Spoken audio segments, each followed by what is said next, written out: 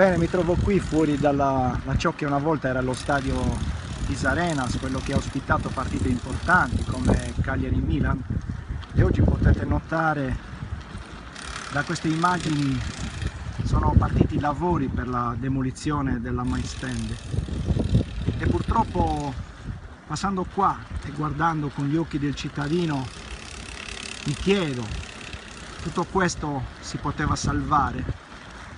Ed è una domanda comunque che si fanno e si pongono gli stessi cittadini.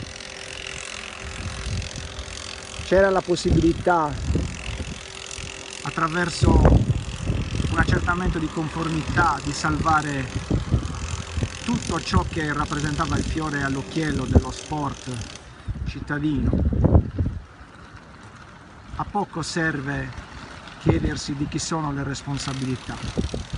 Il cittadino questo non se lo chiede, si chiede solamente peccato, perché demolire è sempre un qualcosa che rende triste e purtroppo la demolizione qui è già in uno stato avanzato.